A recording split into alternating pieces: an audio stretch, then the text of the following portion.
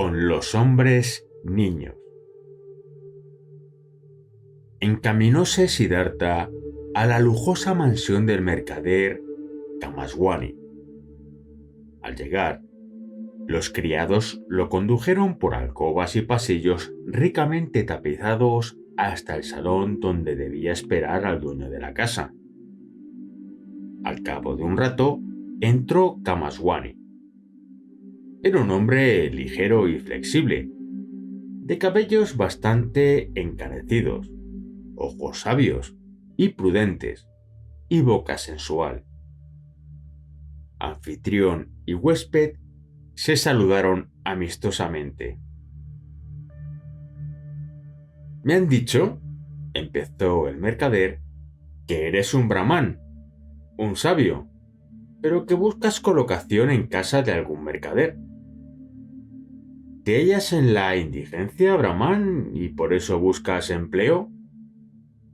«No», repuso Siddhartha, «no estoy y nunca he estado en la indigencia.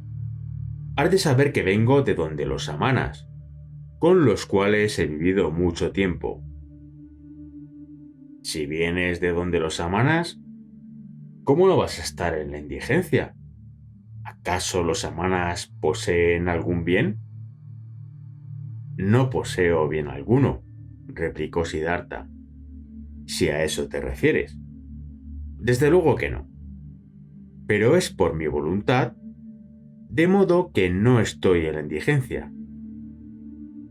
«Pero, ¿de qué piensas vivir si nada tienes?» «Hasta ahora no había pensado en ello, señor. Hace más de 3 años que carezco de todo, y nunca he pensado de qué podría vivir». «¿Has vivido entonces de los bienes de otros?» «Supongo que sí. Pero también el mercader vive del bien ajeno».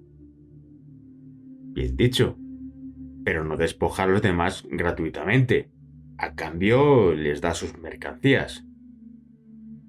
«Así parece ser, en efecto. Unos toman, otros dan. Así es la vida». «Pero permíteme, si no posees nada, ¿qué cosas quieres dar?» «Cada cual da lo que tiene. El guerrero da su fuerza, el mercader su mercancía, el maestro sus conocimientos, el campesino su arroz, el pescador sus peces».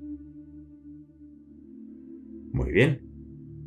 Y ahora dime, ¿qué es lo que tú puedes dar?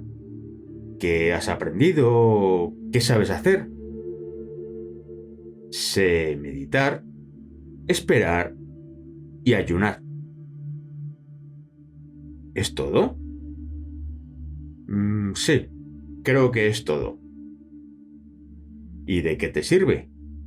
El ayuno, por ejemplo, ¿para qué es útil?» «Es muy útil, señor. Cuando un hombre no tiene que comer, lo más inteligente será que ayune. Si, por ejemplo, Siddhartha no hubiera aprendido a ayunar, ahora tendría que aceptar cualquier empleo, en tu casa o en otra parte, pues el hambre lo impulsaría a ello. Pero al ser como es, Siddhartha puede esperar tranquilamente, pues desconoce la impaciencia y la necesidad. Puede aguantar el asedio del hambre largo tiempo, y encima reírse de él. Para eso, señor, sirve el ayuno». «Tienes razón, Samana. Espera un momento». Kamaswami salió y volvió con un papiro enrollado que entregó a su huésped, al tiempo que le preguntaba: «¿Puedes leer esto?» Siddhartha observó el papiro, que contenía un contrato de venta, y empezó a leer su contenido. «Perfecto», dijo Kamaswami. «¿Y ahora podrías escribirme algo en esta hoja?» Y le dio una hoja y un carboncillo, y Siddhartha escribió algo y le devolvió la hoja. Kamaswami leyó: «Bueno es escribir, pensar es mejor. Buena es la inteligencia. La paciencia es mejor. ¡Qué bien sabes escribir!, alabó el mercader. Aún hemos de hablar de muchas cosas, pero hoy te ruego que seas mi huésped y te alojes en mi casa. Siddhartha aceptó y le dio las gracias. Ese mismo día se instaló en casa del mercader. Le trajeron vestidos y zapatos. Un criado le preparaba diariamente el baño. 2 comidas abundantes le eran servidas cada día, pero Siddhartha solo comía una vez, absteniéndose de tomar carne y vino. Kamaswami le hablaba de sus negocios y le iba mostrando mercancías y almacenes, familiarizándolo con las facturas.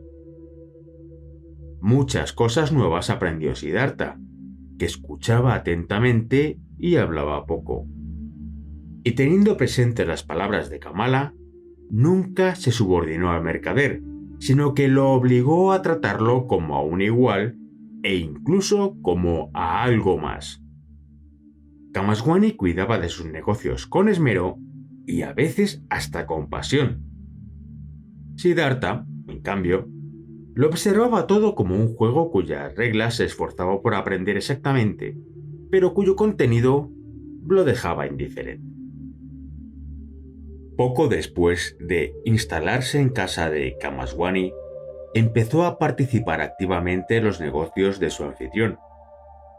Mas diariamente visitaba a la hermosa Kamala, a la hora que ella le fijaba, envuelto en sus mejores túnicas y calzado con finas sandalias, y pronto le empezó a llevar regalos.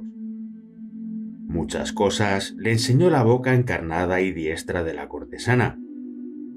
Mucho le enseñó su mano tierna y delicada.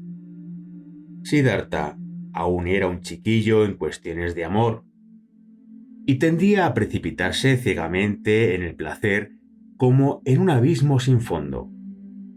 Pero Kamala le enseñó que no se puede recibir placer sin devolverlo, y que cada gesto, cada caricia, cada contacto, cada mirada y cada parte del cuerpo, por pequeña que sea, tienen su propio misterio, cuyo desciframiento produce felicidad al que lo descubre.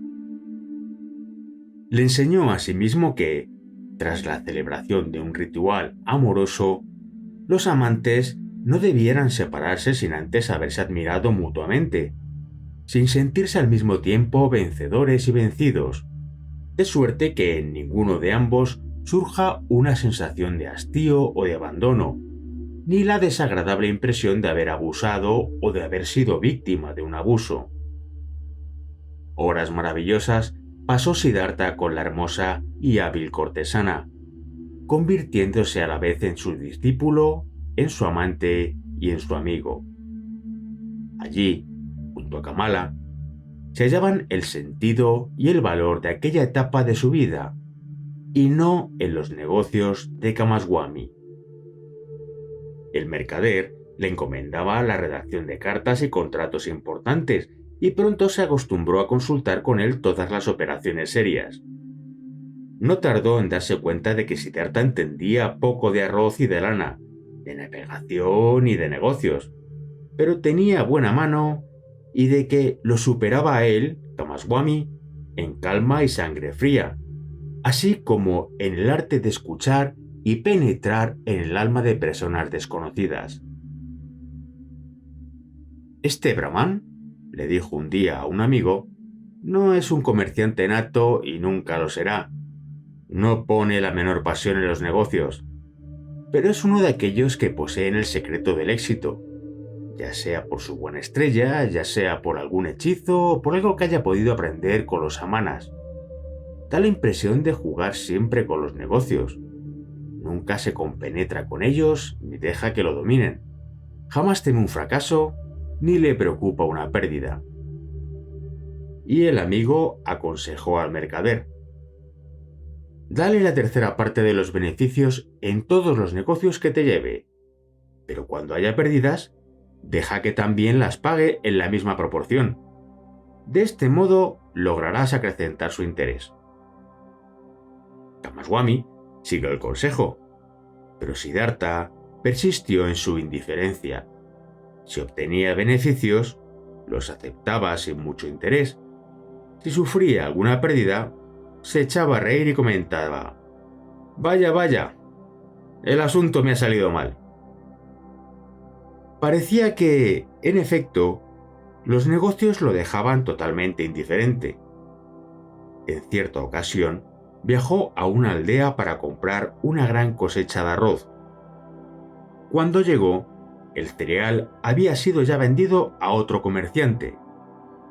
Sin embargo, Siddhartha permaneció en la aldea varios días, durante los cuales agasajó a los campesinos, regaló a sus hijos monedas de cobre y asistió a una boda, volviendo del viaje muy contento.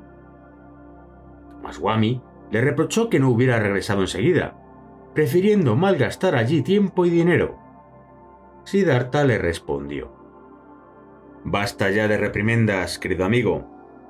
Jamás se ha conseguido nada con ellas. Si hay alguna pérdida, permíteme que la asuma. Estoy muy contento de este viaje. He conocido gente muy diversa y me he hecho amigo de un brahmán.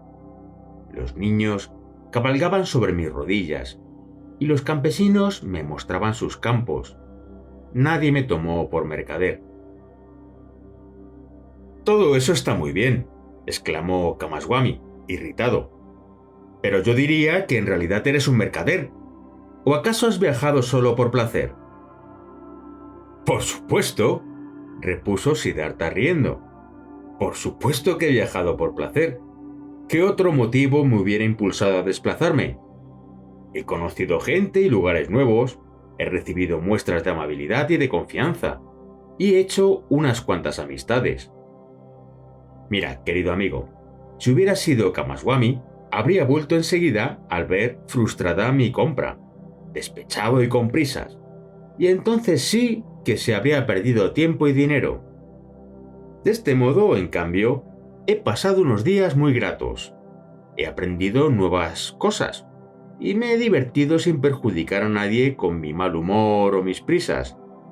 Y si algún día vuelvo allí, quizá para comprar otra cosecha o por cualquier otra razón, encontraré gente amable que me recibirá con muestras de cordialidad y de alegría.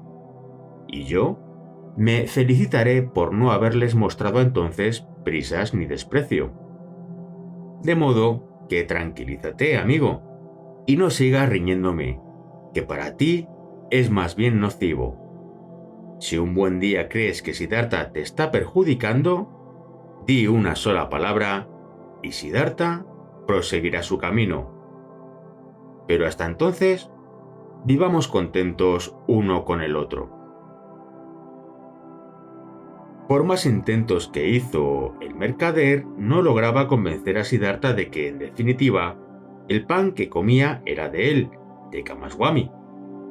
El joven pretendía comer su propio pan, o más bien que ambos se comían el pan de otros, el de todos. Nunca daba importancia a las preocupaciones de Kamaswami, que sin embargo no eran pocas. Si algún negocio amenazaba con ir mal, o se perdía algún envío de mercancías, o un deudor parecía no poder pagar, nunca lograba el comerciante convencer a su socio de la utilidad de descargar su ira o su aflicción en palabras, fruncir el ceño y dormir mal. Un día en que Kamaswami afirmó que todo cuanto el muchacho sabía se lo debía a él, Siddhartha le respondió: «¿Pretendes burlarte de mí con bromas de este tipo? De ti he aprendido cuánto vale un cesto lleno de pescado y qué intereses se puede exigir por un dinero prestado. Estas son todas tus ciencias. Pero contigo no aprendí a pensar, querido Kamaswami. Más bien, tú podrías aprenderlo de mí». Era indudable que Siddhartha no tenía alma de comerciante. Lo bueno de los negocios era que le permitían llevarle dinero a Kamala, y le proporcionaban mucho más de lo que en realidad necesitaba. Por otro lado, el interés y la curiosidad de Siddhartha se centraban solo en aquellas personas cuyos negocios, oficios, preocupaciones, diversiones y locuras le habían resultado siempre tan ajenos y remotos como el cielo constelado. Por más fácil que le resultara hablar y vivir con ellos, e incluso aprender de ellos, sentía que algo le separaba del resto del mundo. Y este algo era su antigua condición de samana. Veía que los seres humanos se entregaban a la vida con un apego infantil o animal que él amaba y despreciaba al mismo tiempo. Los veía esforzarse, padecer y encanecer por lograr cosas que, según él, no merecían aquel precio: dinero, pequeños placeres y escasos honores. Los veía reñir e insultarse unos a otros, quejarse de dolores que hubieran hecho reír a un samana y sufrir por privaciones que un samana ni siquiera notaría. Siddhartha era un ser accesible a todo y a todos. El mercader que le ofrecía paños en venta, el endeudado que buscaba un préstamo, el mendigo que lo entretenía una hora con la historia de su pobreza y no era ni la mitad de pobre que un samana, todos eran cálidamente acogidos por él. Trataba exactamente igual a un rico mercader extranjero que al criado que lo afeitaba o al vendedor ambulante que le estafaba unos céntimos al venderle plátanos. Si Kamaswami iba a verlo para contarle sus cuitas o hacerle reproches por algún negocio, Siddhartha lo escuchaba con un ánimo entre curioso y sereno. Le manifestaba su asombro. Trataba de comprenderlo. Le daba algo de razón, la que le parecía imprescindible, y luego se volvía hacia el primero que deseara hablarle. Y eran muchos, muchísimos, los que venían a verlo para cerrar negocios, engañarlo, sonsacarle proyectos, suscitar su compasión o escuchar su consejo. Y Siddhartha repartía consejos, se compadecía de ellos, les daba regalos y se dejaba engañar un poquito. Y todo este juego, al igual que la pasión con que lo practicaban todos los seres humanos, pasó a ocupar sus pensamientos como antes lo hicieron los dioses y Brahma.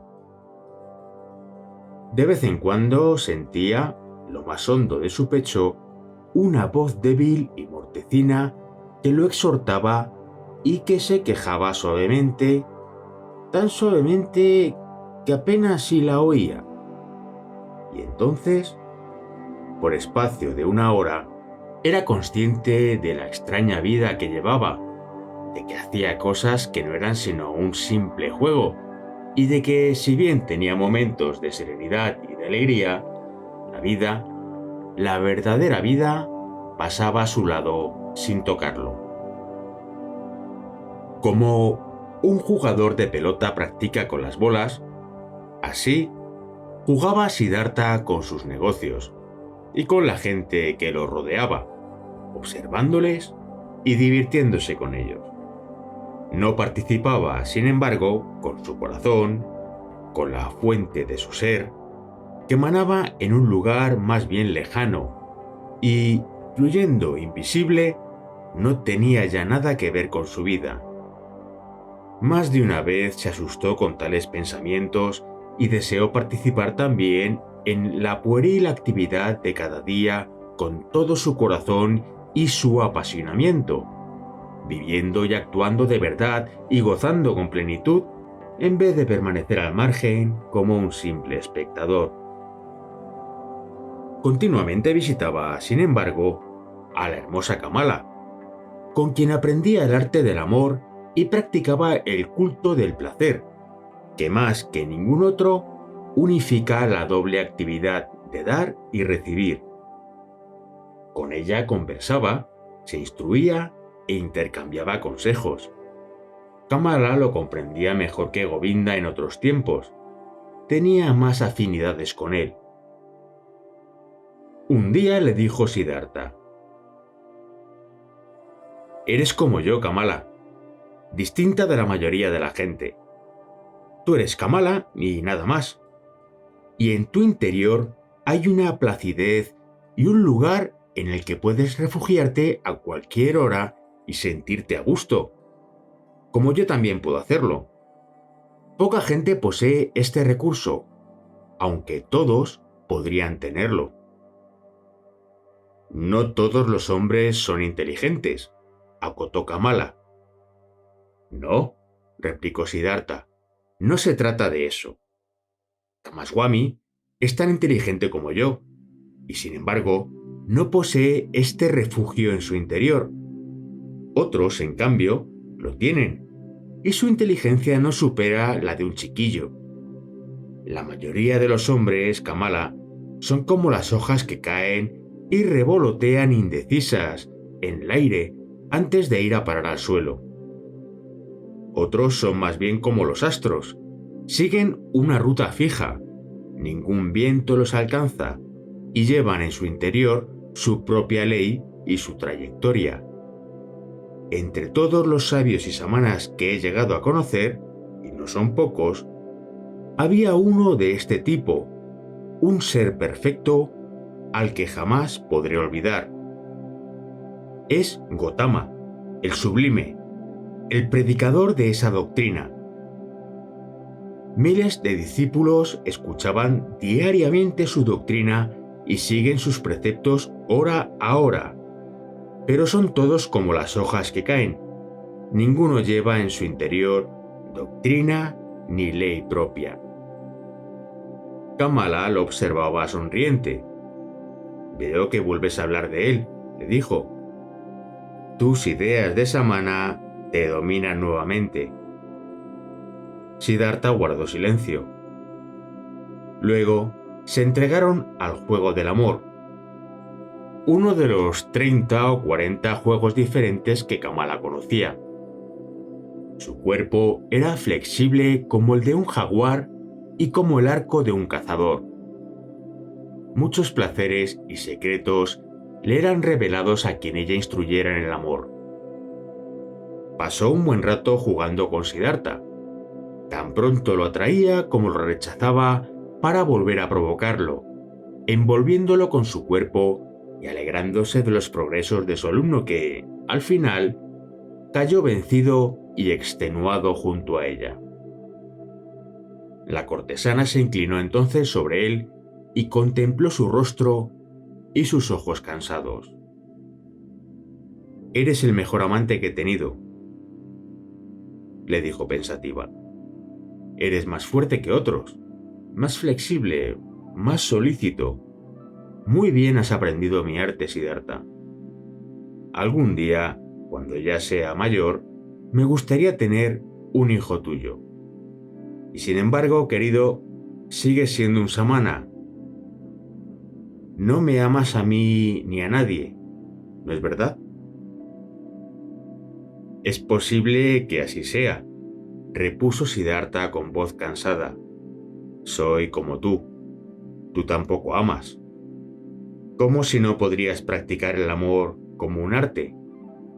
¿Acaso la gente como nosotros nunca puede amar? Los hombres niños sí que pueden. Y este es su secreto.